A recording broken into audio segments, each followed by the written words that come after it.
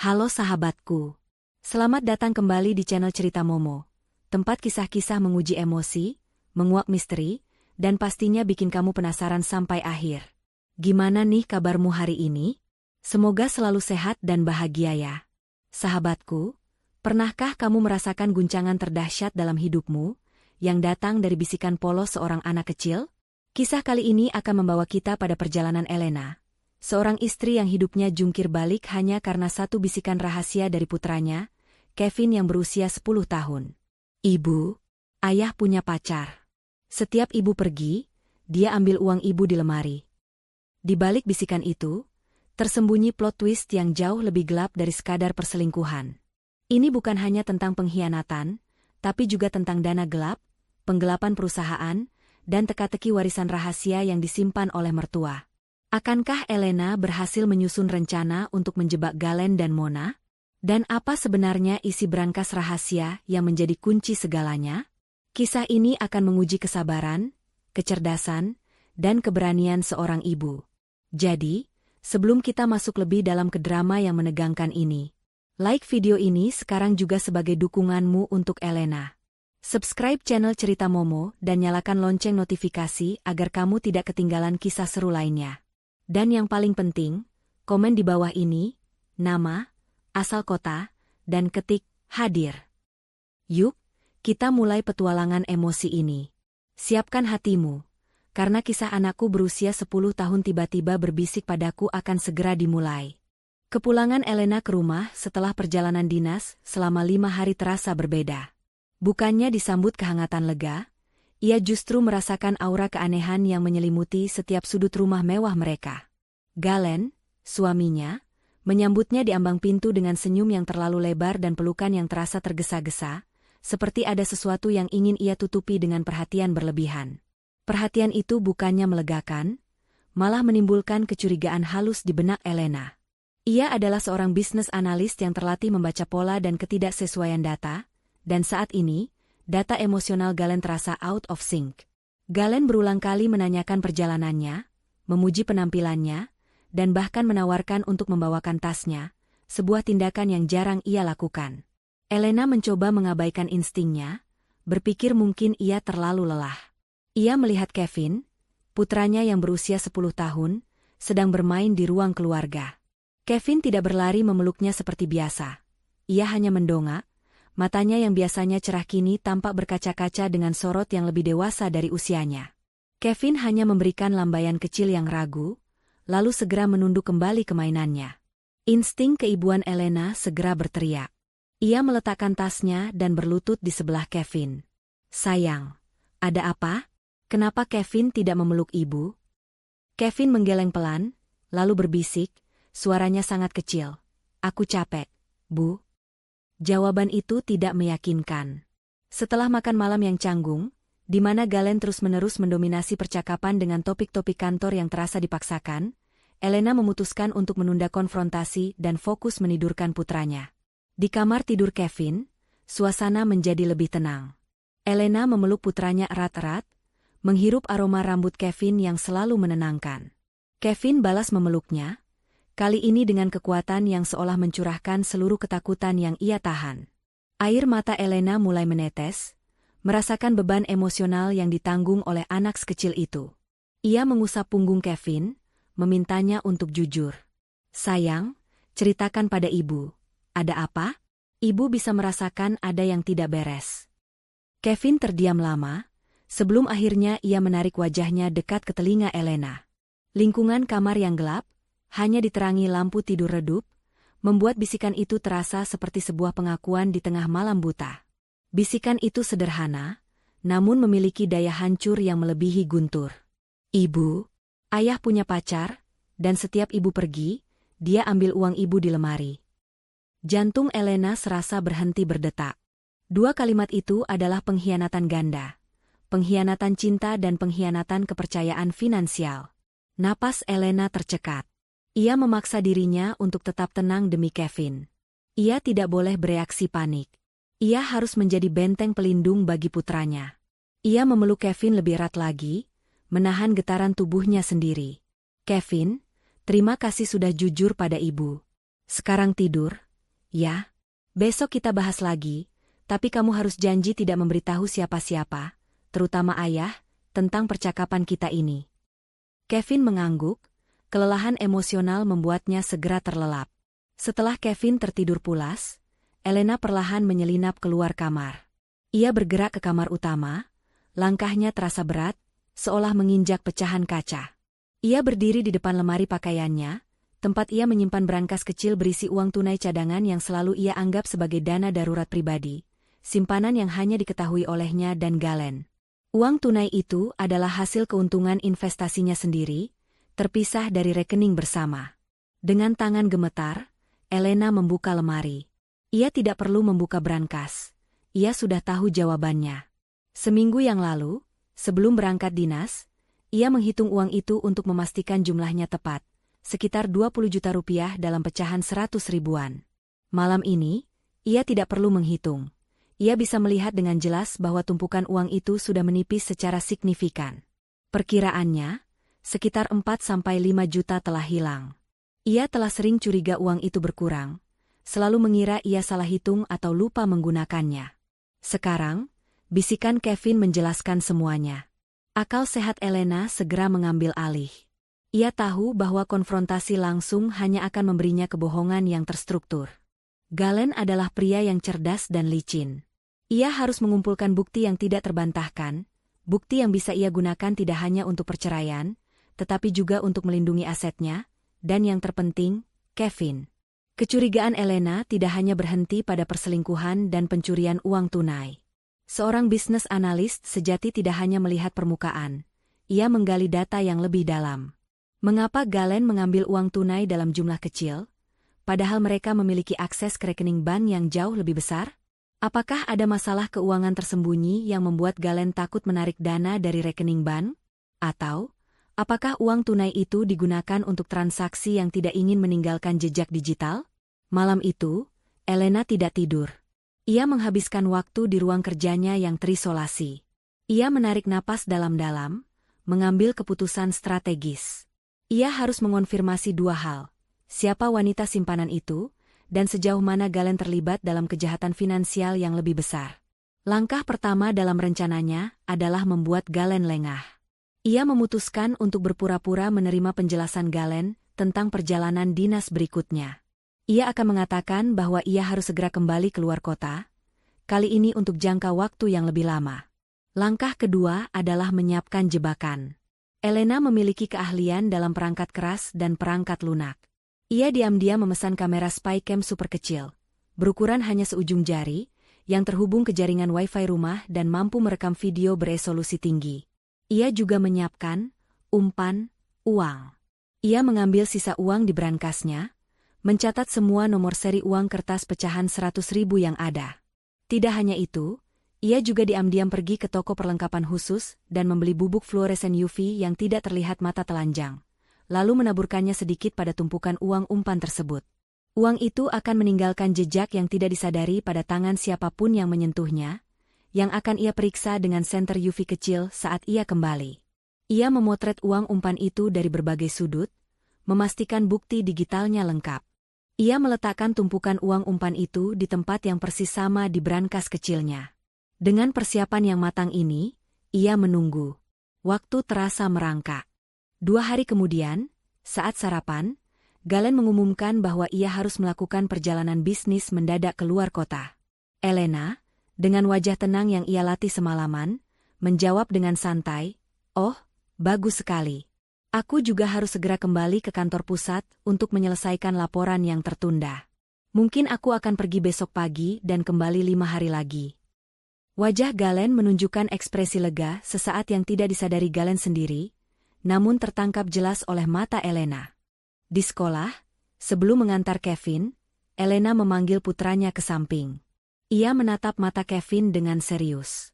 "Kevin, ibu akan pergi besok pagi. Ibu minta kamu janji pada ibu. Saat ibu pergi, kamu harus sangat hati-hati. Jangan pernah masuk ke kamar ibu dan ayah.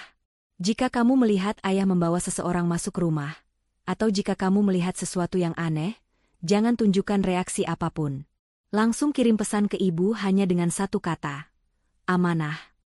"Kevin, yang memahami keseriusan situasi ini, mengangguk dengan tekad seorang prajurit kecil. Ia kini menjadi mata dan telinga rahasia Elena, pahlawan rahasia dalam drama pengkhianatan ini. Malam itu, Elena menginstal kamera spy cam tersebut di lemari, menyamarkannya dengan sempurna di antara lipatan pakaian. Ia menghubungkan kamera ke aplikasi di ponselnya, memastikan kualitas rekamannya sempurna. Ia tersenyum getir, membayangkan betapa cepatnya kehidupan rumah tangga mereka berubah menjadi operasi intelijen pribadi. Semua sudah siap. Sekarang, yang ia butuhkan hanyalah kesabaran dan waktu bagi Galen untuk melakukan kesalahan. Ia sudah mengatur jadwal penerbangannya, namun ia tidak akan menaiki pesawat itu. Rencananya adalah pura-pura berangkat, lalu kembali secara diam-diam dan menunggu di luar rumah. Elena tahu bahwa kebenaran itu menyakitkan, tetapi ia harus menghadapi rasa sakit itu dengan mata terbuka. Ia tidak hanya bertarung untuk harga dirinya, tetapi untuk masa depan Kevin. Jika Galen terlibat dalam penggelapan uang, maka aset mereka, masa depan finansial Kevin, bahkan reputasinya sendiri bisa hancur. Bisikan Kevin bukan hanya alarm tentang perselingkuhan, tetapi sebuah peringatan merah tentang kehancuran finansial yang jauh lebih besar. Ia harus siap. Pagi itu, Galen tampak sangat bersemangat. Ia membantu Elena membawa koper, menunjukkan perhatian yang berlebihan, seolah ingin segera melihat punggung istrinya menghilang di balik pintu gerbang. Elena, dengan keahlian akting yang terasa, membalas senyumnya, memastikan tidak ada kecurigaan yang muncul di wajah Galen. Ia memeluk Galen sebentar, lalu mencium kening Kevin, memberinya tatapan penuh makna yang hanya dipahami oleh mereka berdua. Operasi dimulai. Elena melajukan mobilnya menuju bandara, namun hanya menempuh jarak beberapa kilometer. Ia memarkir mobilnya di area parkir mal yang sepi, kemudian berganti pakaian menjadi busana kasual yang tidak mencolok dan mengenakan topi serta kacamata hitam. Ia mematikan ponsel utamanya, menyalakannya kembali dengan SIM card rahasia yang ia persiapkan untuk komunikasi darurat. Langkah pertama dalam rencana senyapnya adalah menciptakan ilusi bahwa ia telah meninggalkan kota. Sepanjang hari itu, Elena menghabiskan waktu di sebuah kafe terpencil, memantau aplikasi kamera tersembunyi yang terhubung ke lemari di kamar utama. Ia melihat aktivitas Galen yang tampak tenang. Galen pergi bekerja, pulang sebentar untuk makan siang bersama Kevin, dan kemudian kembali ke kantor. Kevin, menjalankan peran agen rahasia kecilnya, mengirimkan pesan, amanah, tepat setelah makan siang, mengonfirmasi bahwa tidak ada hal mencurigakan yang terjadi. Elena tahu Galen tidak akan bertindak sehati-hati ini jika ia benar-benar merasa bebas. Galen pasti akan menunggu hingga malam hari atau bahkan hingga hari berikutnya, saat keyakinan Elena benar-benar telah jauh. Malam tiba. Elena menyewa sebuah kamar di hotel kecil yang letaknya dekat dengan rumahnya, tetapi cukup tersembunyi. Ia makan malam ringan, sambil mata dan pikirannya tetap tertuju pada layar ponsel yang menampilkan live feed dari kamarnya. Pukul 20, Galen terlihat memasuki kamar, berganti pakaian, dan menonton televisi di ruang keluarga. Pukul 22, Galen masuk ke kamar Kevin untuk mengucapkan selamat tidur. Sebuah rutinitas yang ia pertahankan, menunjukkan sisi ayah yang sempurna. Keheningan melanda hingga hampir tengah malam. Elena mulai merasa gelisah. Apakah ia salah? Apakah Kevin hanya berhalusinasi? Tepat saat keraguan mulai menyergap, pada pukul 00.30, pergerakan di layar mengejutkannya. Galen bangkit dari tempat tidur, bergerak perlahan, memastikan Elena, yang seharusnya tidur pulas di kota lain, tidak mungkin terganggu. Galen membuka lemari. Elena menahan napas. Gerakan Galen begitu hati-hati, seperti seorang profesional.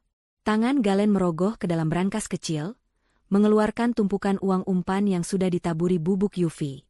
Galen menghitung cepat tumpukan itu, melipatnya, dan menyembunyikannya di saku celananya. Elena mencatat waktu dan durasi tindakannya. Ini adalah konfirmasi pertama, Galen memang mengambil uang yang ia curigai. Namun, plot twist yang sebenarnya baru akan dimulai. Seperti yang Kevin katakan, Galen akan mengambil uang itu, lalu membawa wanita simpanannya. Galen tidak kembali tidur. Ia menyelinap keluar kamar. Melalui mikrofon tersembunyi, Elena mendengar suara kunci pintu depan yang dibuka dengan sangat pelan, diikuti oleh derit kecil yang familiar. Jantung Elena berdegup kencang. Setelah beberapa menit yang terasa seperti jam, Galen kembali. Tapi kali ini, ia tidak sendirian. Terdengar suara langkah kaki halus, bukan langkah Galen. Kemudian, sebuah suara wanita yang asing, rendah, dan penuh godaan, terdengar. Kamu terlalu berani, Galen. Istrimu baru pergi, dan kamu sudah memanggilku ke sini. Itu suara Mona. Galen tertawa pelan. Justru karena dia baru pergi. Dia akan berpikir aku masih di bawah pengawasannya. Tapi dia sudah jauh. Lagi pula, ini hanya untuk memastikan kita aman. Aku tidak bisa menahan rindu, sayang. Mona dan Galen masuk ke kamar. Elena memejamkan mata sejenak, menahan gelombang rasa mual. Ia membuka matanya, menatap layar dengan fokus seorang analis. Ia tidak boleh larut dalam emosi, ia harus mengumpulkan data. Melalui spycam, Elena melihat Mona. Wanita itu tampak modis dan percaya diri, usianya diperkirakan sekitar akhir 20-an. Wajah Mona, yang kini terekam jelas, adalah wajah yang akan menjadi kunci bukti berikutnya.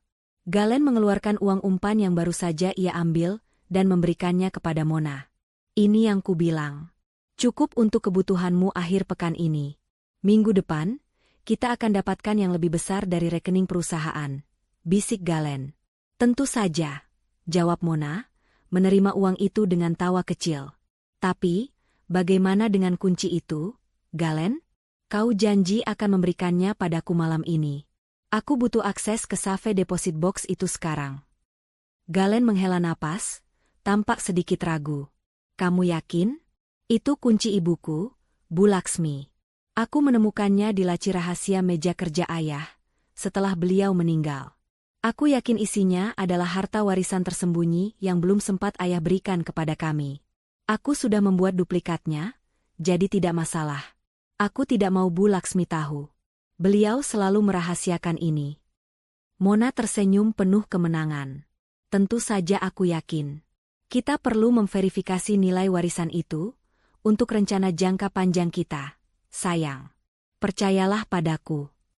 Galen merogoh saku kemejanya dan mengeluarkan sebuah kunci kecil berwarna perunggu dengan ukiran antik, yang langsung diberikan kepada Mona. Ini adalah plot twist yang lebih dalam dari sekadar perselingkuhan, uang tunai itu hanyalah cover. Tujuan utama Mona dan Galen ternyata adalah kunci brankas rahasia yang diyakini Galen sebagai warisan dari mendiang ayahnya. Galen, karena keserakahan dan janji Mona, mengkhianati kepercayaan ibunya sendiri, Bu Laksmi, untuk mendapatkan kunci itu. Elena terkejut melihat kunci tersebut. Ia mengenali kunci itu. Itu bukan kunci brankas kecil di lemari mereka, melainkan kunci safe deposit box yang sudah lama hilang milik mendiang ayah mertuanya, sebuah misteri keluarga yang tidak pernah terselesaikan. Galen mengira itu adalah kunci warisan, padahal itu adalah teka-teki lama yang melibatkan Bu Laksmi. Setelah Mona pergi, Galen kembali tidur dengan wajah puas. Elena, di kamar hotelnya, merasakan amarahnya berubah menjadi fokus yang tajam. Ia memiliki semua yang ia butuhkan.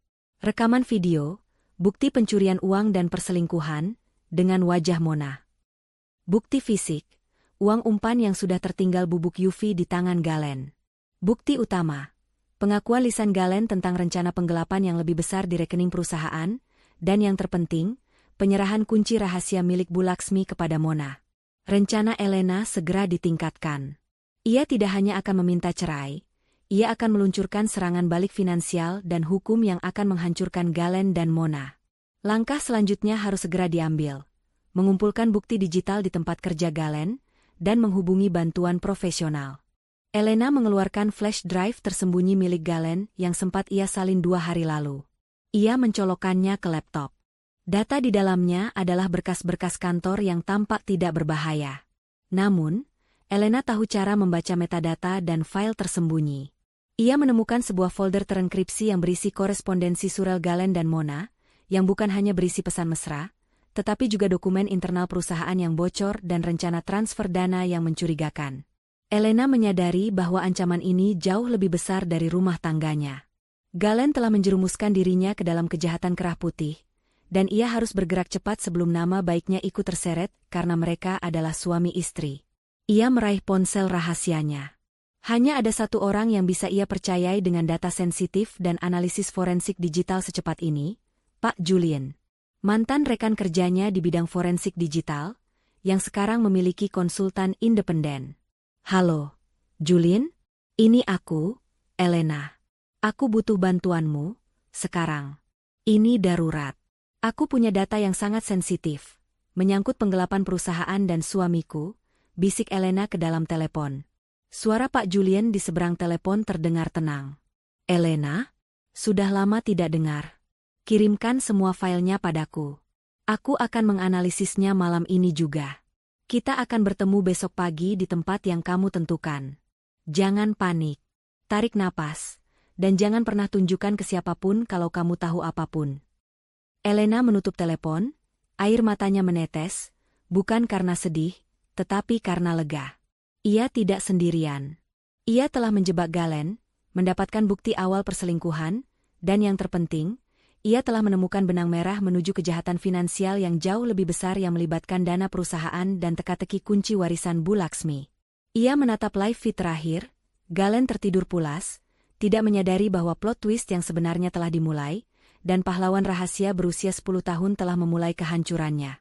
Rencana Elena, yang awalnya hanya untuk membalas dendam pribadi, kini telah berubah menjadi misi penyelamatan finansial yang berisiko tinggi. Pertemuan Elena dengan Pak Julian, mantan rekan kerjanya di bidang forensik digital, berlangsung pagi-pagi sekali di sebuah kedai kopi tersembunyi, jauh dari area perumahan mereka. Elena menyerahkan laptop yang berisi flash drive Galen dan rekaman dari kamera tersembunyi. Wajah Pak Julian yang biasanya ceria kini tampak serius saat meninjau data tersebut. Ia mencermati korespondensi surel Galen dan Mona yang berhasil Elena temukan. Sambil menunggu analisis mendalam Pak Julian, Elena menceritakan segalanya. Bisikan Kevin, uang umpan yang hilang, kedatangan Mona, hingga pengakuan Galen tentang kunci rahasia Bu Laksmi. Ia sengaja menahan emosinya, berbicara dengan nada datar dan analitis, seolah menceritakan kasus orang lain. Ia tahu, di dunia bisnis dan hukum, emosi hanya akan menjadi penghalang. 2 jam kemudian, Pak Julian menarik napas panjang dan menutup laptopnya. Raut wajahnya kini jauh lebih tegang dari sebelumnya. Elena, ini jauh lebih buruk daripada perselingkuhan dan pencurian uang tunai kecil. Uang tunai yang diambil Galen dari berangkasmu itu hanyalah uang saku, atau mungkin dana operasional untuk menutup mulut Mona di awal. Elena mencondongkan tubuhnya ke depan. Maksudmu?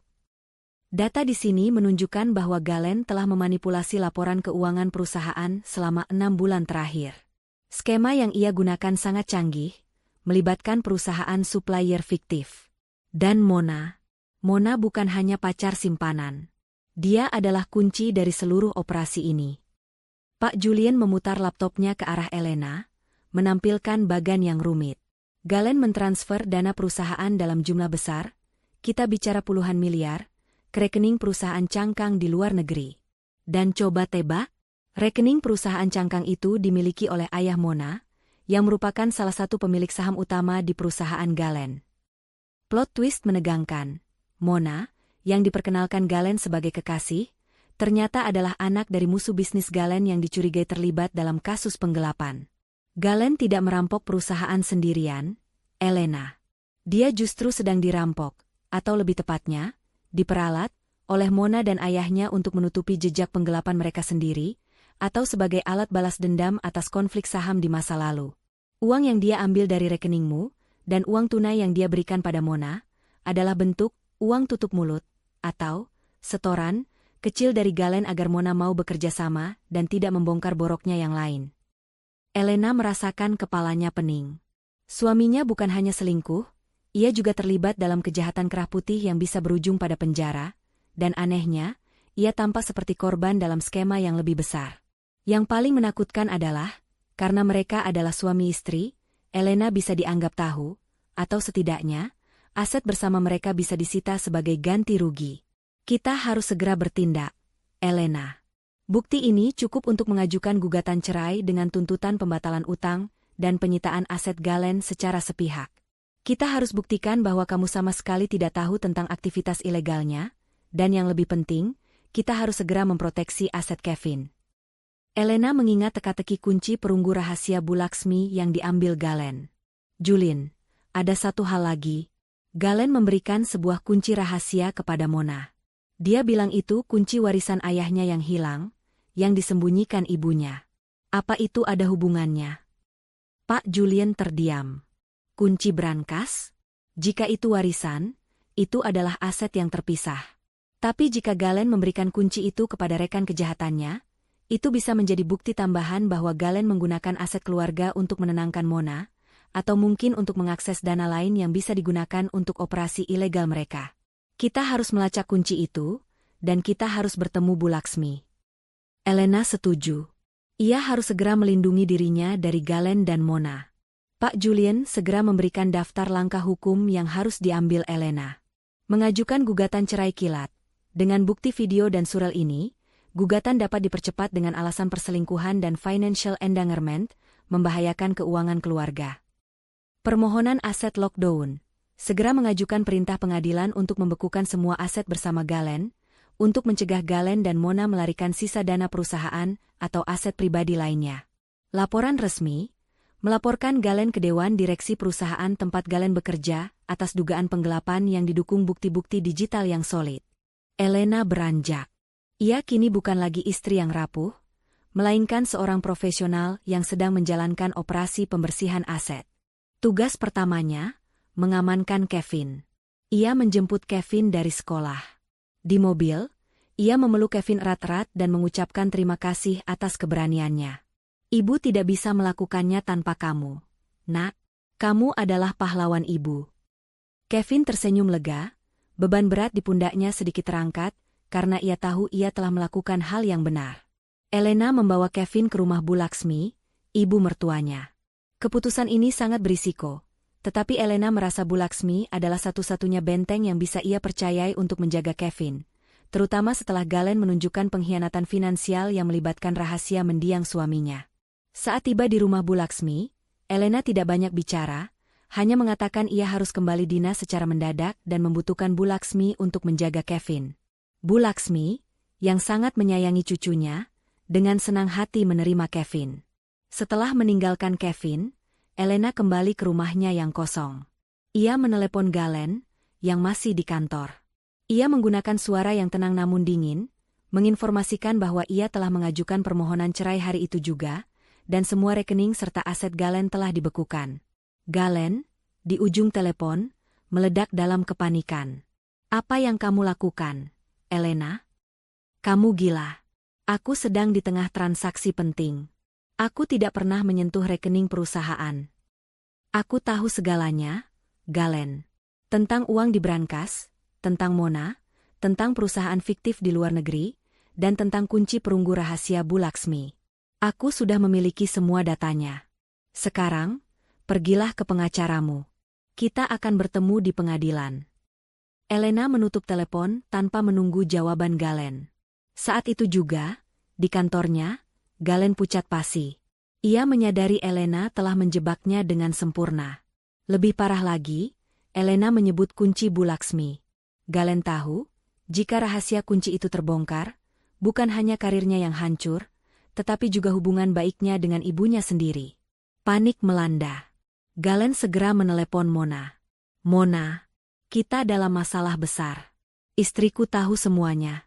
Dia membekukan semua rekeningku. Kamu harus segera mengembalikan kunci itu padaku. Kunci perunggu itu. Cepat. Namun, Mona, yang cerdas dan licik, hanya tertawa sinis di ujung telepon. Terlambat, Galen. Aku sudah mendapatkan apa yang kuinginkan. Sejak awal, aku bukan mengejar uang tunai di brankas istrimu, atau uang perusahaanmu yang sudah kubereskan. Aku hanya mengejar kunci itu. Dan kini kuncinya ada di tanganku. Kau hanyalah pion dalam permainan ini, Galen. Dan sekarang, permainanmu selesai. Sambungan telepon terputus. Galen duduk di kursinya yang mewah, seketika kehilangan semua wibawa dan kekuasaannya. Ia benar-benar hancur, menyadari bahwa ia bukan hanya mengkhianati istrinya, tetapi ia telah jatuh ke dalam perangkap yang jauh lebih mematikan yang dipasang oleh Mona. Dan teka-teki kunci warisan Bu Laksmi kini berada di tangan musuh. Setelah panggilan telepon yang memutuskan harapannya, Galen diliputi kepanikan total. Kantor yang tadinya terasa seperti benteng kekuasaannya kini berubah menjadi sel penjara. Pengumuman Elena tentang pembekuan aset dan gugatan cerai menghantamnya lebih keras daripada kekalahan bisnis manapun. Yang paling menghancurkan adalah pengkhianatan Mona. Galen menyadari dirinya adalah pion yang sudah dikorbankan, dimanfaatkan untuk mendapatkan kunci warisan misterius yang diakininya memiliki nilai kolosal. Galen mencoba menelepon Mona berulang kali, tetapi nomornya sudah tidak aktif. Ia kemudian mencoba menghubungi ayah Mona, namun sekretarisnya selalu menolak dengan alasan rapat. Galen tahu, pintu sudah tertutup. Ia sudah terlempar dari permainan yang ia kira ia kuasai. Dengan tangan gemetar, ia mencoba mengakses rekening banknya, hanya untuk disambut notifikasi merah yang mengonfirmasi bahwa semua akunnya, termasuk rekening pribadi dan rekening bersama, telah dibekukan. Keputusan Elena, yang ia anggap sebagai wanita rumah tangga biasa, ternyata memiliki implikasi hukum dan finansial yang mengerikan. Galen harus kembali ke rumah. Ia ingin mengonfrontasi Elena, tetapi ia ingat Elena menyebutkan bahwa ia sedang dalam perjalanan dinas. Rasa panik bercampur kebingungan menyelimutinya. Bagaimana Elena bisa bergerak secepat itu, dan dari mana ia mendapatkan semua bukti tersebut? Ia sama sekali tidak menyadari keberadaan kamera tersembunyi, ataupun mata-mata kecilnya, Kevin. Saat Galen tiba di rumah menjelang malam, rumah itu terasa dingin dan kosong. Keheningan itu terasa sangat menusuk. Tidak ada mobil Elena di garasi, dan Kevin juga tidak ada. Galen mencoba menelepon Bu Laksmi, ibunya. Bu Laksmi mengangkat telepon dengan nada dingin, yang semakin menambah ketakutan Galen. Galen, Kevin ada di sini. Jangan khawatirkan dia, ujar Bu Laksmi. Ibu tahu Elena sudah mengajukan gugatan cerai? Tanya Galen, suaranya tercekat. Tentu ibu tahu. Dia sudah bercerita, Galen. Dan ibu tidak menyalahkan dia sedikitpun, jawab Bu Laksmi dengan nada yang tegas. Tapi Bu, dia membekukan semua asetku. Dan Mona, wanita itu, dia mengambil kunci rahasia ayah. Kita harus mendapatkannya kembali, Bu. Bu Laksmi terdiam sejenak. Kunci rahasia? Kamu memberikan kunci itu kepada wanita simpananmu, Galen? Itu kunci peninggalan ayahmu. Ibu sudah tahu itu hilang. Kamu benar-benar sudah kelewatan, Nak. Ibu tidak mau bicara lagi denganmu. Jangan datang ke sini. Ibu tidak ingin Kevin melihat ayahnya dalam keadaan menyedihkan ini. Panggilan terputus. Kata-kata Bu Laksmi terasa seperti pukulan terakhir. Bukan hanya Elena yang mengkhianatinya, kini ibunya sendiri menolaknya, dan yang terpenting, harta yang ia yakini sebagai warisan ayahnya kini telah berpindah tangan ke musuhnya, Mona. Sementara Galen berkubang dalam kekacauan, Elena sedang bertemu dengan Pak Julian di kantornya. Fokus Elena kini telah bergeser sepenuhnya dari Galen ke kunci perunggu rahasia Bu Laksmi. Julian, kita harus segera melacak kunci itu. Galen bilang itu adalah kunci warisan ayahnya yang hilang. Tapi dia bilang Bu Laksmi merahasiakannya selama ini. Ada sesuatu yang tidak beres di sini, ujar Elena, menatap peta pikiran yang dibuat Pak Julian. Pak Julian mengangguk setuju. Kunci itu sangat penting, Elena. Jika itu benar-benar kunci safe deposit box berisi warisan besar, dan kini ada di tangan Mona, yang terbukti adalah rekan kejahatan Galen, maka Mona memiliki kartu jackpot ganda. Kita harus mengonfrontasi Bu Laksmi secara langsung. Malam itu, Elena mengatur pertemuan rahasia dengan Bu Laksmi di luar rumahnya. Bu Laksmi datang dengan wajah lelah dan penuh kekhawatiran, namun ia memancarkan aura ketegasan yang sama sekali tidak pernah dilihat Elena. Bu Laksmi adalah wanita yang selama ini dikenal pendiam, penyayang, dan sangat mencintai Kevin. Elena memulai percakapan dengan hati-hati. Ia menunjukkan bukti-bukti perselingkuhan Galen, penggelapan perusahaan, dan terutama, rekaman di mana Galen menyerahkan kunci perunggu kepada Mona. Bu Laksmi mendengarkan dengan tenang. Ketika rekaman tentang kunci itu diputar, mata Bu Laksmi langsung melebar. Tubuhnya tersentak. Rasa syoknya begitu nyata, lebih parah daripada saat ia melihat bukti perselingkuhan Galen. Kunci itu. Bisik Bu Laksmi, air matanya mulai menggenang. Kunci itu bukan warisan Galen, Elena. Kunci itu kunciku. Elena terkejut. Kunci ibu? Tapi Galen bilang itu milik ayah mertua. Bu Laksmi menghela napas panjang, seolah melepaskan beban rahasia yang ia pikul selama bertahun-tahun. Dulu, bertahun-tahun yang lalu, saat Galen masih kecil, ayahnya terlibat utang besar dengan rentenir yang hampir menghancurkan nama baik keluarga. Ayahnya meninggal tak lama setelah itu, meninggalkan utang dan surat perjanjian yang mengerikan. Selama ini, ibu bekerja keras dalam diam, menjual beberapa perhiasan ibu, dan menabung setiap sen yang ibu punya untuk melunasi utang itu. Brankas itu, Safe Deposit Box itu, isinya bukan warisan untuk Galen. Isinya adalah semua sertifikat pelunasan utang ayahnya, dan yang paling penting sertifikat properti atas nama Kevin. Ungkap Bu Laksmi, suaranya bergetar. Plot twist emosional. Ternyata kunci yang dicuri Galen dan diberikan kepada Mona adalah kunci dari Safe Deposit Box yang berisi masa depan finansial Kevin, yang disiapkan oleh Bu Laksmi. Bu Laksmi telah menyembunyikan kunci itu dari Galen, karena ia tahu Galen memiliki kecenderungan buruk dalam mengelola uang, mirip seperti ayahnya. Maksud ibu, Kevin punya properti? Tanya Elena, tidak percaya. Ya, Elena. Ibu membelikan properti itu 10 tahun lalu, tepat setelah Kevin lahir. Ibu mendaftarkannya atas nama Kevin, tetapi kuncinya ibu simpan, tidak ingin Galen tahu karena ibu khawatir dia akan menggunakannya untuk menutupi hutang atau bisnisnya yang selalu bermasalah. Ibu hanya ingin memastikan Kevin memiliki pegangan jika sesuatu yang buruk terjadi pada ibu atau pada rumah tangga kalian. Kunci itu yang Mona ambil sekarang. Jelas Bu Laksmi, air matanya menetes. Kisah Bu Laksmi memberikan perspektif baru yang mendalam. Pengkhianatan Galen terhadap Elena kini terasa lebih keji. Ia mengkhianati istrinya, ibunya, dan bahkan putranya sendiri demi sebuah kunci yang ia yakini akan memperkaya dirinya, tanpa tahu bahwa kunci itu adalah jaminan keselamatan finansial putranya. Elena segera menyadari betapa berbahayanya kunci itu berada di tangan Mona. Jika Mona mengetahui properti atas nama Kevin, ia bisa saja memalsukan dokumen atau menggunakan properti itu sebagai jaminan untuk utang Galen. Julian, kita harus segera bertindak, ujar Elena menelepon Pak Julian setelah pertemuan dengan Bu Laksmi. Kunci itu milik Bu Laksmi, isinya sertifikat properti atas nama Kevin. Mona sekarang memegang jaminan masa depan anakku.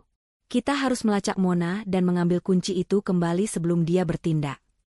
Pak Julian, setelah mendengar seluruh cerita, mengangguk. Itu mengubah segalanya, Elena.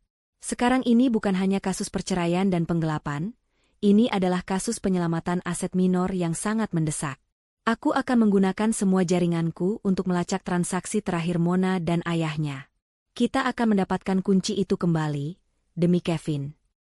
Elena dan Bu Laksmi, yang tadinya hanya mertua dan menantu dengan hubungan biasa, kini bersatu dalam misi rahasia untuk menyelamatkan Kevin. Mereka berdua sama-sama wanita yang dikhianati oleh pria yang sama, dalam hal finansial, dan kini mereka harus bekerja sama untuk menghadapi Mona, musuh yang tidak mereka ketahui wajahnya sampai rekaman kamera tersembunyi. Setelah pengakuan mengejutkan Bu Laksmi tentang kunci rahasia Kevin, Elena bergerak cepat, dibantu penuh oleh keahlian forensik Pak Julian. Prioritas utama mereka adalah Mona. Pak Julian mengaktifkan jaringan investigasinya, berfokus pada lacak rekam digital Mona yang terekam dalam metadata surel yang ditemukan di flash drive Galen.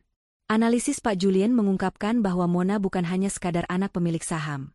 Ia adalah seorang konsultan yang sangat terampil dalam rekayasa finansial dan penghilangan jejak. Jejak digital Mona sangat minim, tetapi dari alamat IP yang ia gunakan untuk mengirim surel terenkripsi ke Galen, Pak Julian berhasil memetakan area geografis tempat Mona beroperasi. Area tersebut berpusat di sekitar distrik bisnis kelas atas, jauh dari rumah Elena dan Galen. Pada saat yang sama, Galen berada di ambang kehancuran. Pembekuan aset yang dilakukan Elena membuatnya terisolasi secara finansial. Ia tidak bisa membayar pengacara, ia tidak bisa mengakses dana untuk operasional pribadinya, dan yang paling memalukan, ia tidak bisa membayar utang kecil yang sudah ia janjikan kepada beberapa rekan bisnisnya. Reputasinya di kantor mulai runtuh setelah Dewan Direksi menerima laporan anonim, yang sebenarnya adalah laporan terstruktur dari Pak Julian atas nama Elena, mengenai manipulasi laporan keuangan. Galen mencoba mencari pertolongan dari Bu Laksmi, ibunya. Ia nekat mendatangi rumah Bu Laksmi, mengabaikan larangan ibunya. Ketika Galen tiba, Bu Laksmi menyambutnya di teras dengan wajah dingin dan keras.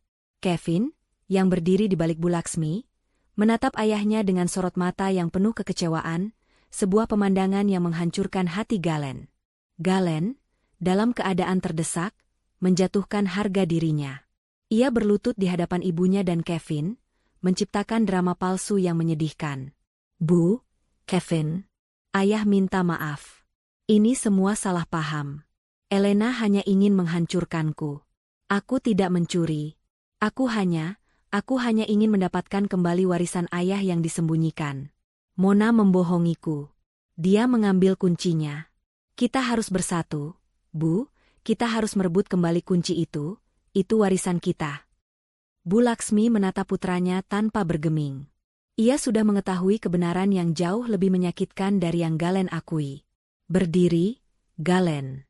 Berhenti berakting. Warisan yang kamu maksud itu adalah jaminan masa depan Kevin. Kunci itu adalah milik ibu. Kamu tidak hanya mengkhianati istrimu, kamu mengkhianati ibu, dan kamu mempertaruhkan masa depan putramu sendiri demi wanita yang baru kamu kenal. Ibu tidak akan membantumu, Galen.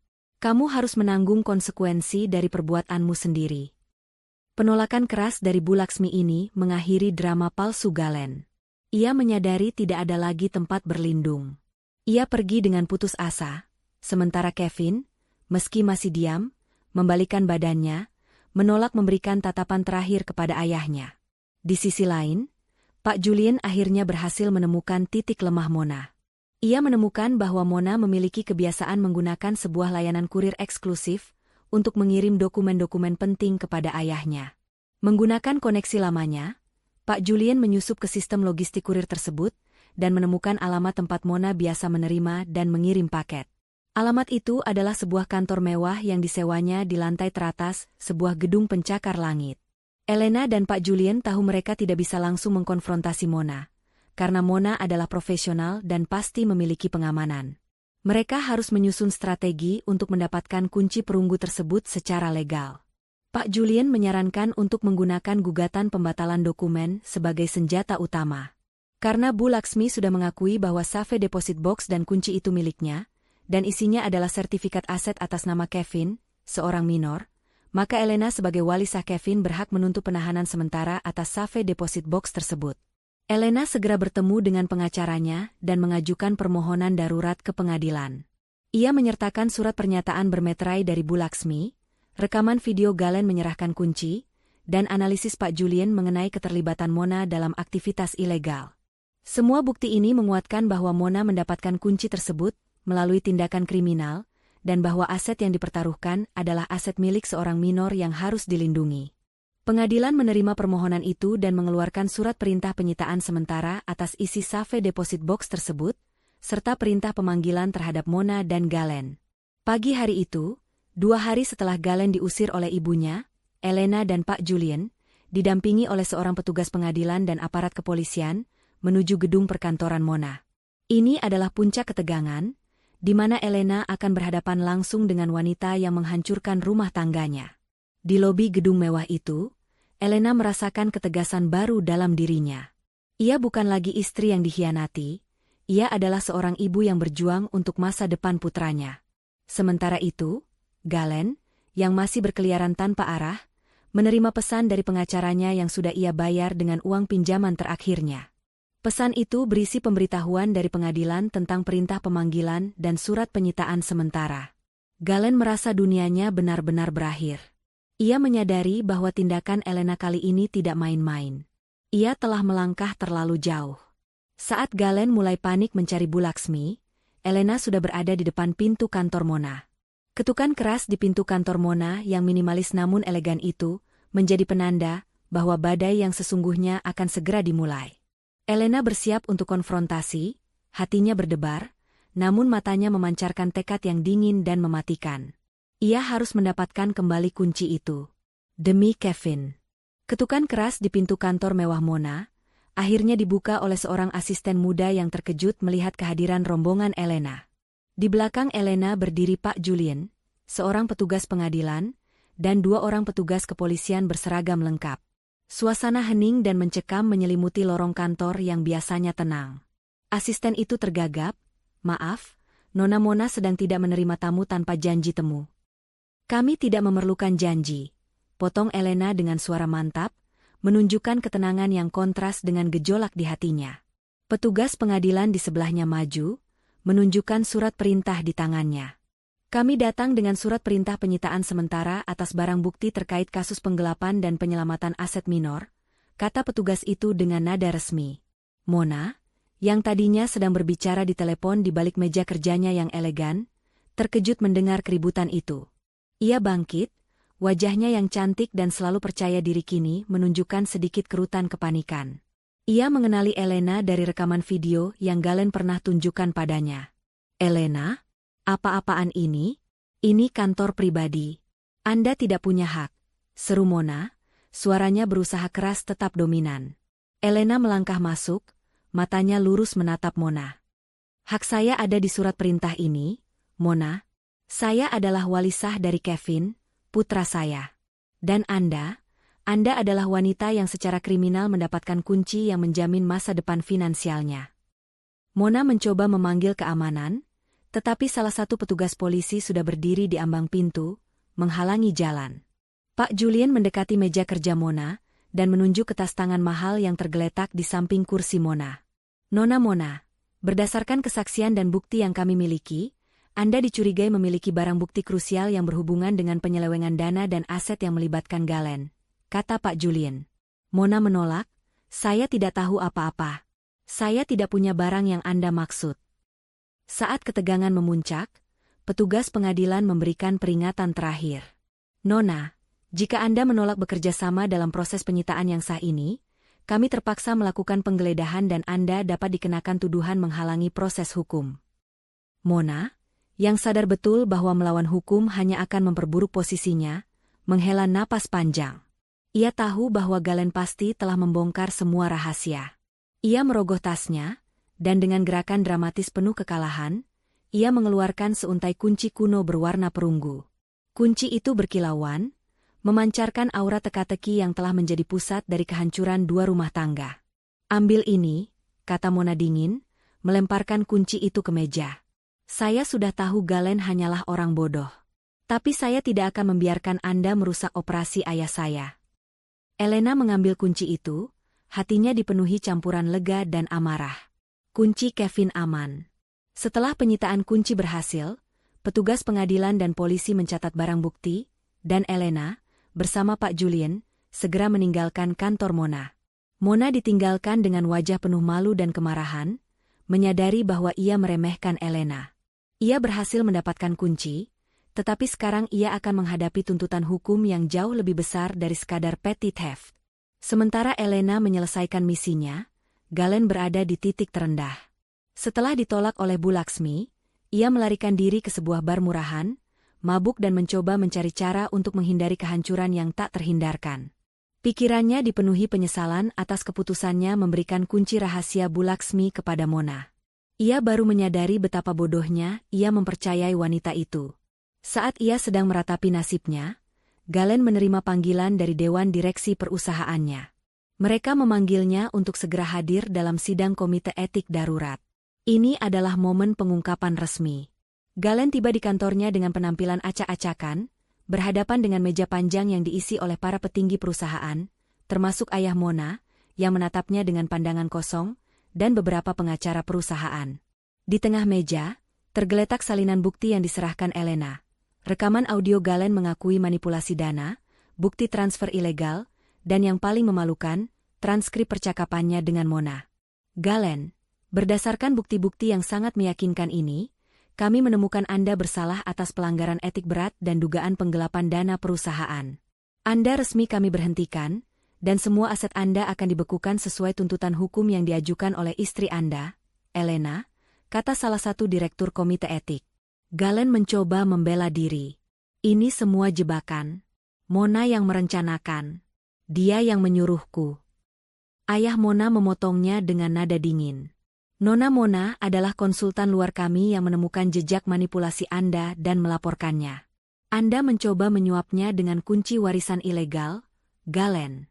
Kami akan menuntut Anda kembali untuk semua kerugian yang telah Anda timbulkan. Plot twist kedua, ayah Mona membalikan keadaan.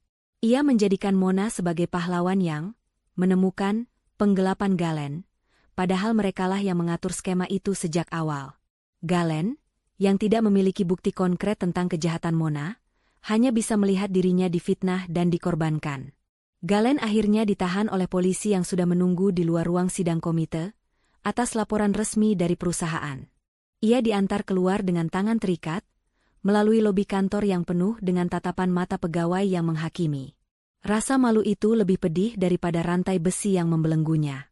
Ia telah kehilangan segalanya: istri, anak, ibu, karir, dan kebebasannya. Di saat yang sama, Elena sudah berada di bank, didampingi oleh Bu Laksmi dan Pak Julian.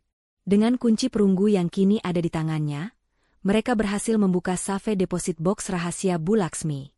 Di dalamnya, bukan emas atau berlian, tetapi setumpuk dokumen.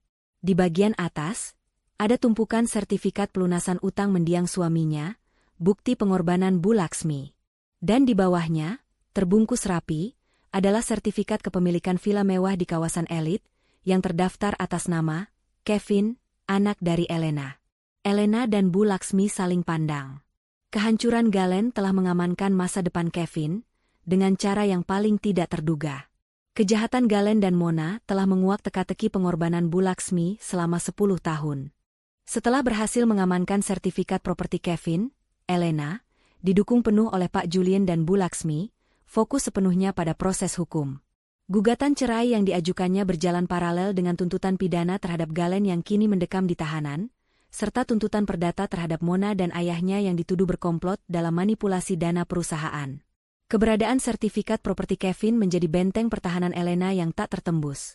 Aset itu terlindungi sepenuhnya karena merupakan aset seorang minor yang berada di bawah perwalian sah Elena, dan bukan bagian dari harta gonogini Galen. Sidang gugatan cerai Elena terhadap Galen dimulai beberapa minggu kemudian. Ruang sidang dipenuhi aura tegang. Galen hadir dengan wajah lesu dan mata penuh penyesalan. Pengacaranya berusaha keras membalikan narasi, mengklaim bahwa Elena memalsukan bukti dan bahwa Galen adalah korban konspirasi bisnis yang diatur oleh ayah Mona. Namun, Pak Julian telah menyiapkan amunisi yang tak terbantahkan. Ia menyajikan rekaman video dari kamera tersembunyi yang menunjukkan Galen mengambil uang umpan dan menyerahkan kunci rahasia kepada Mona. Ia juga memaparkan analisis forensik digital yang membuktikan adanya transfer dana ilegal ke rekening perusahaan cangkang, lengkap dengan korespondensi surel terenkripsi antara Galen dan Mona. Bukti-bukti ini secara meyakinkan menunjukkan perselingkuhan dan tindakan kriminal yang membahayakan keuangan keluarga, yang menjadi dasar kuat bagi hakim untuk mengabulkan gugatan cerai. Di tengah persidangan, Elena meminta izin kepada hakim untuk menghadirkan satu saksi kunci yang tak terduga, yang keterangannya akan mengubah pandangan semua orang. Saksi itu adalah Kevin. Kevin, yang kini berusia 10 tahun, memasuki ruang sidang didampingi oleh Bu Laksmi. Ia tampak kecil di ruangan besar itu, tetapi matanya memancarkan keberanian yang luar biasa. Hakim dan semua yang hadir terdiam, penasaran dengan apa yang bisa diungkapkan oleh seorang anak kecil. Elena, dengan suara penuh haru namun mantap, memulai pertanyaan. Kevin, bisakah kamu ceritakan kepada Bapak Hakim, apa yang kamu lihat saat ibu sedang pergi dinas beberapa waktu lalu? Kevin, meski awalnya ragu, akhirnya berbicara. Suaranya kecil namun terdengar jelas di seluruh ruangan. Ia menceritakan momen-momen saat ia melihat ayahnya, Galen, mengambil uang dari lemari. Ia menceritakan ketakutan yang ia rasakan dan bagaimana ia akhirnya berbisik kepada ibunya. "Aku takut, Om Hakim," kata Kevin polos. "Ayah bilang, kalau aku bilang ke ibu, aku tidak akan bisa bermain lagi. Tapi aku lebih takut kalau ibu sedih dan uangnya hilang semua. Jadi aku bisikan ke ibu." Pengakuan Kevin, yang disampaikan dengan kejujuran dan kepolosan seorang anak, menghantam Galen seperti palu godam. Galen menundukkan kepalanya, air matanya menetes, bukan hanya karena malu, tetapi karena ia menyadari betapa jauhnya ia telah menyakiti putra kecilnya. Ia melihat ke ibunya, Bu Laksmi, yang menatapnya dengan kekecewaan yang tak terhingga. Kemudian, Bu Laksmi mengajukan diri untuk memberikan kesaksian. Ia mengungkapkan seluruh kisah di balik kunci perunggu. Bagaimana itu adalah kunci safe deposit box miliknya yang berisi pelunasan utang mendiang suaminya, dan yang terpenting, sertifikat properti yang ia siapkan untuk Kevin. Saya menyembunyikan kunci itu dari Galen karena saya tahu kelemahannya. Dan ketika ia mencurinya dan memberikannya kepada Mona, ia tidak hanya mencuri dari saya, ia mencuri jaminan masa depan cucu saya, anak yang kini harus bersaksi di pengadilan karena ulahnya, ujar Bu Laksmi, suaranya dipenuhi otoritas seorang ibu. Kesaksian gabungan antara kepolosan Kevin dan pengakuan Bu Laksmi menciptakan dampak emosional dan hukum yang masif. Cerita ini bukan lagi sekadar kasus perselingkuhan biasa. Ini adalah kisah pengkhianatan yang melibatkan kehancuran kepercayaan dalam keluarga dan ancaman terhadap aset seorang anak. Setelah semua bukti dan kesaksian disajikan, hakim menjatuhkan putusan. Keputusan hakim. Gugatan cerai dikabulkan, Elena dan Galen resmi bercerai. Hak asuh penuh. Hak asuh Kevin diberikan sepenuhnya kepada Elena, dengan pertimbangan Galen terbukti membahayakan lingkungan psikologis dan finansial anak. Harta Gonogini, sebagian besar aset bersama disita sementara untuk menutupi potensi kerugian perusahaan akibat tindakan Galen. Namun, sertifikat properti atas nama Kevin dinyatakan sah sebagai aset pribadi Kevin dan berada di bawah pengawasan Elena, terlindungi dari tuntutan Galen dan pihak perusahaan. Pengacara Galen mencoba mengajukan banding, tetapi bukti digital yang disajikan Pak Julian, ditambah kesaksian langsung Kevin, membuat kasus mereka tidak memiliki pijakan. Setelah persidangan berakhir, Elena membawa Kevin keluar. Galen mencoba mendekati mereka, tetapi dihentikan oleh petugas keamanan. Galen berteriak, meminta maaf kepada Kevin, memohon agar putranya memaafkannya. Kevin, memegang erat tangan ibunya, menoleh sekali lagi ke arah ayahnya. Ia tidak menangis. Ia hanya menatap Galen dengan mata dewasa, mata yang telah melihat pengkhianatan dan kebohongan, lalu ia mengangguk. Aku memaafkanmu, ayah. Tapi aku harus menjaga ibu sekarang. Bisik Kevin, kata-kata yang mematikan dan tulus. Elena dan Kevin berjalan keluar dari gedung pengadilan. Mereka telah memenangkan pertempuran hukum. Elena kini resmi bebas, aset Kevin aman, dan rahasia Bu Laksmi telah terungkap sepenuhnya. Babak baru kehidupan mereka, yang bebas dari bayang-bayang Galen, akan segera dimulai. Proses hukum Galen atas kasus penggelapan dana perusahaan berjalan sangat cepat.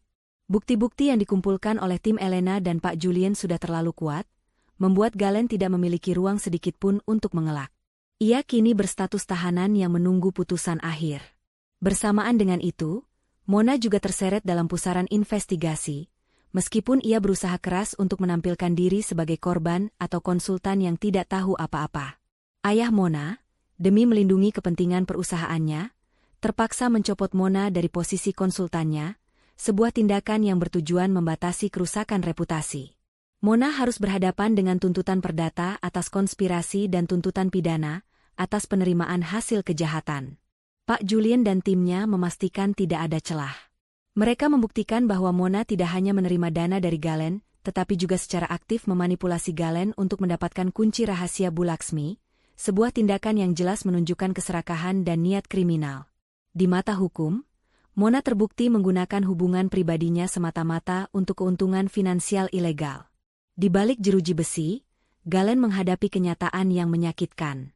Ia yang selama ini hidup dalam gelembung kemewahan dan kesombongan, mengira dirinya adalah pengendali utama, kini hanya seorang narapidana yang menunggu nasib. Kunjungan untuknya sangat jarang, hanya sesekali didatangi pengacara yang kini bekerja tanpa antusias. Galen sempat mencoba meminta Bu Laksmi untuk menjenguknya, tetapi sang ibu menolak dengan alasan prioritasnya saat ini adalah menjaga psikologis Kevin dan kesehatannya sendiri. Keterasingan itu mendorong Galen untuk melakukan hal yang tidak pernah ia lakukan. Ia menulis surat pengakuan yang sangat panjang kepada Bu Laksmi. Isinya bukanlah pembelaan diri, melainkan pengakuan tulus atas kesalahannya.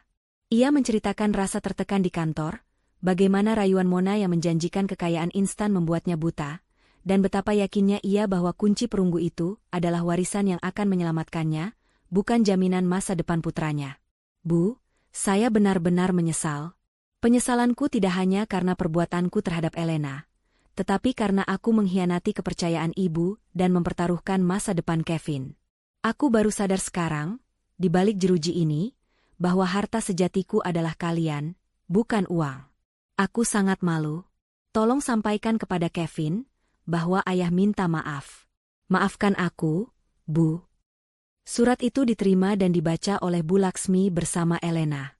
Bu Laksmi menangis terseduh-seduh, bukan karena iba, tetapi karena penyesalan Galen datang setelah semua kehancuran terjadi dan harga yang harus dibayar sangat mahal. Elena, yang mendengarnya, hanya menghela napas panjang. Ia tahu penyesalan itu tulus, tetapi hal itu tidak akan mengembalikan waktu dan kepercayaan yang sudah dihancurkan. Persidangan untuk Mona berlangsung lebih dulu. Ia mencoba tampil elegan dan meyakinkan, tetapi jaksa penuntut umum membongkar setiap lapisan kebohongannya. Ayah Mona, di hadapan hakim, terpaksa memberikan kesaksian yang mengakui adanya konspirasi bisnis yang melibatkan putrinya sendiri, semata-mata untuk mendapatkan keringanan hukuman bagi ayah Mona sendiri.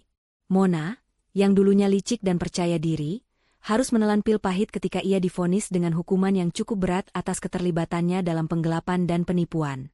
Tiba pada hari vonis Galen. Ia mendengarkan putusan hakim dengan wajah pasrah. Ia dijatuhi hukuman penjara yang cukup lama, disertai denda yang besar sebagai ganti rugi kepada perusahaan. Harta gonogini mereka, yang sudah dibekukan, disita sebagian besar untuk menutupi denda tersebut. Galen benar-benar kehilangan segalanya, kebebasan, kekayaan, dan yang paling menyakitkan, keluarganya. Begitu vonis dijatuhkan, Galen meminta izin khusus dari hakim untuk bertemu Kevin untuk terakhir kalinya, sebelum ia dipindahkan ke lembaga pemasyarakatan. Hakim mengabulkan permohonan itu dengan syarat pertemuan didampingi oleh Bu Laksmi dan Elena. Pertemuan itu adalah momen yang pilu. Kevin dibawa oleh Bu Laksmi ke ruangan kunjungan yang sunyi. Kevin, yang kini lebih berani, tidak lagi menunjukkan rasa takut. Ia menatap ayahnya yang mengenakan seragam tahanan. Galen tidak mampu berkata-kata. Ia hanya bisa memeluk Kevin seerat mungkin, menangis terseduh-seduh di bahu putranya, meluapkan semua penyesalannya. Jadilah anak yang baik, nak. Jaga ibumu dan nenekmu. Ayah akan pergi jauh untuk waktu yang lama. Maafkan ayah, bisik Galen dengan suara serak. Kevin balas memeluk ayahnya, lalu melepaskannya. Ia menatap Galen dengan mata dewasa, mata yang telah menyaksikan kebenatan pahit. Ayah, aku sudah memaafkanmu. Tapi ayah harus benar-benar berubah, ya? Kata Kevin, kata-kata yang tulus dan mematikan di saat yang sama. Saat Elena dan Kevin bersiap untuk pergi, Galen memanggil Elena sekali lagi. Elena, tolong. Jaga dirimu dan Kevin baik-baik. Aku tahu aku tidak pantas mengatakan ini, tapi kamu telah melakukan hal yang benar.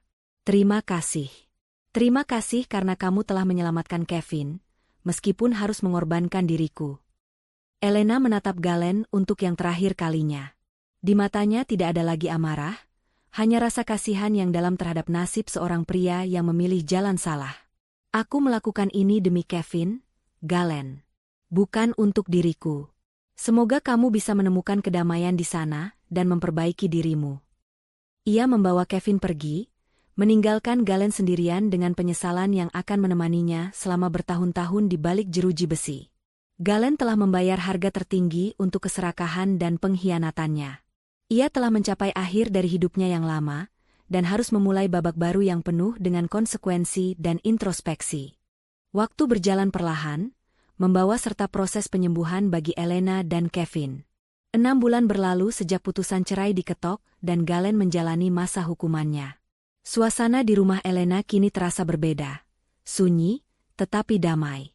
Tidak ada lagi ketegangan yang menyesakan, tidak ada lagi senyum palsu atau kecurigaan yang mengintai. Rumah yang dulu terasa seperti medan perang emosional kini, menjadi tempat berlindung yang aman.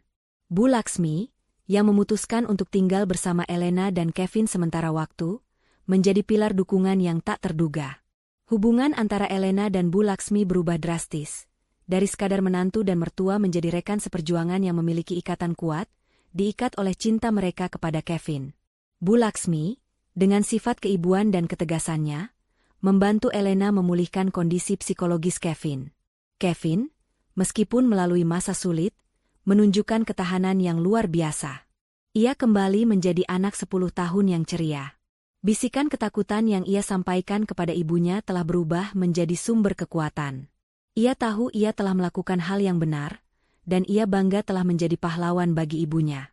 Elena dan Bu Laksmi memastikan Kevin mendapatkan konseling yang dibutuhkan untuk memproses pengkhianatan ayahnya dengan cara yang sehat. Sementara itu, Elena, dengan bantuan Pak Julian, berhasil menata ulang keuangannya. Ia menggunakan keahliannya sebagai bisnis analis untuk membangun kembali karir profesionalnya, kali ini sebagai konsultan independen yang sangat dicari. Pengalamannya membongkar kasus penggelapan suaminya sendiri, memberinya reputasi sebagai seseorang yang cerdas, teliti, dan memiliki integritas yang tak tergoyahkan. Keputusan Elena untuk tidak mengambil harta Gonogini secara berlebihan, dan fokus hanya pada pengamanan aset Kevin, membuatnya terhindar dari kerumitan hukum berkepanjangan. Ia membiarkan pengadilan dan perusahaan menyelesaikan urusan Galen dengan sisa-sisa harta bersama. Baginya, kebebasan dari Galen jauh lebih berharga daripada uang. Fokus terbesar Elena adalah properti Kevin. Sertifikat villa mewah yang ditemukan di Safe Deposit Box Bu Laksmi kini berada dalam pengawasannya. Elena memutuskan untuk tidak menjual properti itu, melainkan mengelolanya sebagai aset investasi jangka panjang untuk pendidikan Kevin. Setiap kali ia melihat sertifikat itu, Elena teringat pada pengorbanan Bu Laksmi dan kebenaran teka-teki kunci perunggu. Warisan sejati bukanlah uang tunai atau perhiasan, melainkan jaminan masa depan yang diberikan oleh cinta dan pengorbanan diam-diam. Hubungan Elena dan Bu Laksmi berkembang menjadi kedekatan yang unik. Mereka sering duduk bersama di malam hari, berbicara jujur tentang masa lalu, tentang kesalahan Galen, dan tentang harapan mereka untuk Kevin. Bu Laksmi sering mengungkapkan penyesalannya, karena tidak pernah memberitahu Elena tentang kunci rahasia itu lebih awal. Aku minta maaf, Elena. Aku terlalu takut rahasia utang ayah Galen terbongkar. Aku tidak menyadari bahwa diamku justru memberi celah bagi kejahatan Galen dan Mona, ucap Bu Laksmi suatu malam. Elena memegang tangan Bu Laksmi dengan lembut. Bu, ibu tidak salah. Ibu telah melakukan yang terbaik yang ibu bisa untuk melindungi Kevin, bahkan dari anaknya sendiri. Tanpa tindakan ibu 10 tahun lalu, Kevin tidak akan memiliki apa-apa hari ini. Ibu adalah pahlawan yang sebenarnya, jawab Elena tulus. Pengakuan ini memperkuat ikatan mereka. Mereka bersama-sama mengubah rumah yang tadinya penuh konflik menjadi rumah yang penuh dukungan. Mereka menanam bunga di taman yang dulu terbengkalai, mendekorasi ulang kamar Kevin, dan menciptakan rutinitas baru yang sehat dan penuh tawa. Secara finansial, Elena berkembang pesat. Klien-klien barunya, yang sebagian besar berasal dari rekomendasi Pak Julian, sangat menghargai keahlian dan keberaniannya. Ia tidak lagi terikat pada jam kantor yang kaku, memberinya waktu yang fleksibel untuk Kevin. Kesuksesannya bukan lagi diukur dari gelar Nyonya Galen, melainkan dari kemampuannya berdiri sendiri dan memberikan kehidupan yang stabil dan bahagia bagi putranya. Suatu sore, saat matahari terbenam, Elena duduk di teras bersama Kevin. Kevin berlari membawa sebuah mahkota mainan yang ia buat dari kertas emas. Ia meletakkan mahkota itu di kepala Elena. Mahkota apa ini, sayang? Tanya Elena, tersentuh. Ini mahkota ibu sejati, kata Kevin, matanya bersinar. Mahkota untuk ibu yang paling kuat, yang berani dan jujur. Ibu sudah menyelamatkan kita. Mendengar kata-kata itu, Elena menyadari bahwa gelar, mahkota ibu sejati, ini adalah penghargaan tertinggi. Ini jauh lebih berharga daripada kekayaan Galen atau villa mewah yang diwarisi Kevin. Ini adalah pengakuan dari hati yang paling murni, dari anak yang ia lindungi. Pengkhianatan Galen telah menguji imannya, tetapi bisikan Kevin telah membimbingnya menuju kebebasan dan menemukan kekuatan sejati dalam dirinya sebagai seorang ibu. Ia telah berhasil menyelesaikan tugasnya, menyelamatkan Kevin dari bahaya emosional dan finansial, memenangkan pertempuran hukum, dan meletakkan dasar bagi kehidupan baru yang stabil dan penuh cinta. 2 tahun telah berlalu sejak Galen dijebloskan ke penjara dan Mona menerima vonisnya. Dunia telah berputar, membawa ketenangan dan kemakmuran bagi Elena dan putranya, Kevin. Elena, yang kini berusia matang dan mandiri, telah mendirikan perusahaan konsultasi finansialnya sendiri. Perusahaan tersebut berkembang pesat, Didirikan atas dasar integritas dan keahlian yang ia peroleh dari pengalaman pahit membongkar kejahatan kerah putih di rumah tangganya sendiri. Kantornya terletak di gedung modern, simbol keberhasilan yang ia bangun dari nol, berbeda jauh dari kekayaan semu yang ia miliki saat bersama Galen. Kevin, yang kini berusia 12 tahun, adalah anak yang bahagia dan cerdas. Ia menjadi inspirasi utama Elena. Kevin tumbuh dengan kesadaran penuh akan pentingnya kejujuran dan keberanian. Hubungannya dengan Bu Laksmi semakin erat. Mereka adalah tim yang tak terpisahkan, berbagi rahasia kecil dan tawa. Kini, Bu Laksmi telah menetap sepenuhnya bersama Elena dan Kevin. Ia tidak lagi merasa tertekan untuk menyembunyikan masa lalu suaminya, utang-utang lama telah lunas, dan teka-teki kunci perunggu telah terpecahkan. Keberadaannya memberikan fondasi keluarga yang stabil, menggantikan kekosongan yang ditinggalkan oleh Galen. Suatu sore, Elena dan Kevin melakukan perjalanan ke villa mewah yang sertifikatnya mereka temukan di Safe Deposit Box rahasia Bu Laksmi. Villa itu terletak di luar kota, dikelilingi taman yang luas. Elena telah merenovasi villa itu menjadi properti yang indah dan fungsional. Hari itu, ia memutuskan untuk meresmikan aset itu sebagai simbol kebebasan Kevin.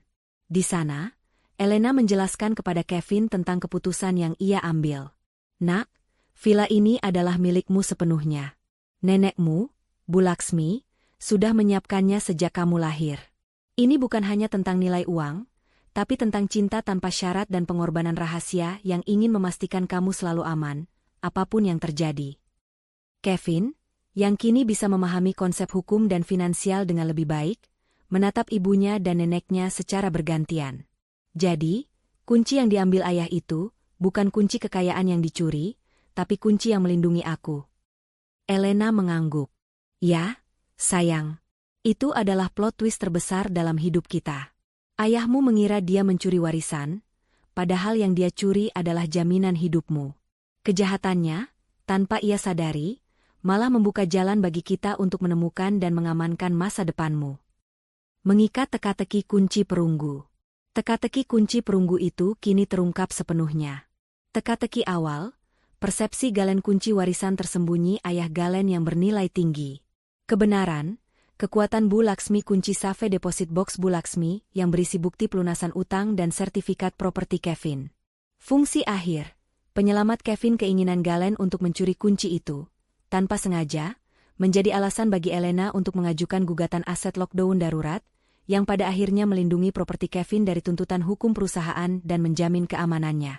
Kejahatan Galen, pada akhirnya, secara ironis menyelamatkan aset Kevin, karena jika kunci itu tidak pernah dicuri dan properti itu tidak pernah didaftarkan atas nama Kevin oleh Bu Laksmi, aset itu mungkin akan disita sebagai bagian dari harta gono gini Galen. Di sisi lain, Mona dan Galen menerima nasib mereka. Mona, setelah keluar dari penjara, harus menghadapi kehancuran sosial dan finansial. Ia tidak lagi memiliki dukungan ayahnya yang reputasinya juga tercoreng. Galen, melalui Bu Laksmi, sesekali mengirimkan surat penyesalan dari balik jeruji, mengakui betapa bodohnya ia memilih keserakahan daripada keluarga. Elena membaca surat-surat itu dengan hati yang tenang, tanpa dendam. Ia tahu Galen telah membayar lunas kesalahannya. Elena memandang Kevin yang kini berlari-lari riang di halaman villa. Di kepalanya, ia membayangkan mahkota ibu sejati yang pernah Kevin berikan padanya. Ia menyadari bahwa mahkota sejati dalam hidupnya bukanlah gelar, kekayaan, atau status, melainkan kedamaian yang diperoleh melalui keberanian, integritas, dan cinta sejati. Ia tidak hanya mendapatkan perceraian, ia mendapatkan kebebasan finansial melalui keahliannya sendiri dan kebebasan emosional dari manipulasi Galen. Ia mendapatkan kembali kepercayaan pada dirinya sendiri dan pada ikatan keluarga yang baru bersama Bu Laksmi. Pada malam hari di villa tersebut, Elena dan Bu Laksmi duduk bersama, menikmati bintang-bintang. "Terima kasih sudah memilih jalan yang benar, Elena," kata Bu Laksmi, menggenggam tangan Elena. "Kamu telah mengajarkan kami bahwa terkadang, plot twist terburuk dalam hidup adalah anugerah terbesar." Elena tersenyum, menatap Kevin yang tertidur pulas. Bisikan Kevin adalah starting point yang mengerikan, "Bu. Tapi kejujuran seorang anak telah menyelamatkan kami semua. Dia adalah kuncinya." Elena akhirnya menemukan ending yang ia cari, bukan balas dendam yang menghancurkan, melainkan kehidupan baru yang dibangun di atas dasar kejujuran dan cinta tanpa syarat. Kisah pengkhianatan ini berakhir dengan kemenangan bagi kebenaran, dipimpin oleh naluri seorang ibu dan bisikan polos seorang anak. Pesan moral singkat. Kekuatan terbesar terletak pada kejujuran dan keberanian, terutama kejujuran seorang anak. Pengkhianatan mungkin bisa mencuri harta, tetapi tidak akan pernah bisa mencuri masa depan yang dilindungi oleh cinta sejati. Percayalah pada instingmu, dan mahkota sejati akan menjadi milikmu.